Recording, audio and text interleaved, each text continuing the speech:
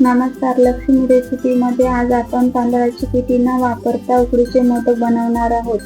हे मोदक मऊसूत तयार होतात आणि खायलाही खूप छान लागतात. सर्वात आधी मोदकाचे सारण तयार करू. कढईमध्ये 1 चमचा तूप टाकायचं, 1 वाटी खोबऱ्याचा किस टाकायचा आणि थोडं परतून घ्यायचं. 1 वाटी गूळ टाकायचा. गूळ मेल्ट होईपर्यंत परतून घ्यायचा. थोडे काजू बदाम कुटून टाकायचे आणि परतून घ्यायचं. सारण तयार झालं की सारण ताटामध्ये काढून घ्यायचं. कढईमध्ये 1.5 कप दूध टाकायचं, चिमूटभर मीठ टाकायचं आणि अर्धा चमचा तूप टाकायचं आणि दुधामध्ये मिक्स करून घ्यायचं.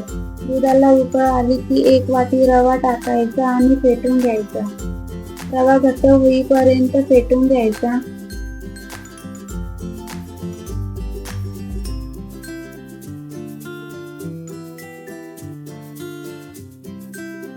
कढईवर झाकण ठेवायचं आणि रवा 4 ते 5 मिनिट वाफवून घ्यायचा आणि नंतर ताटामध्ये काढून घ्यायचा.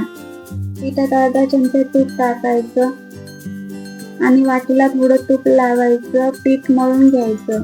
पीठ गरम असल्यामुळे वाटीने आधी पीठ मळून घ्यायचं, नंतर हाताने पीठ मळून घ्यायचं.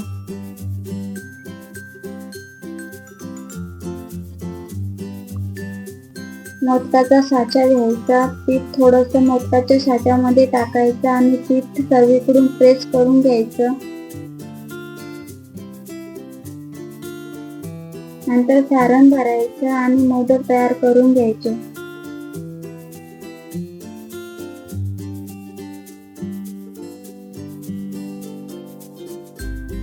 अशा प्रकारे सर्व मोदक तयार करून घ्यायचे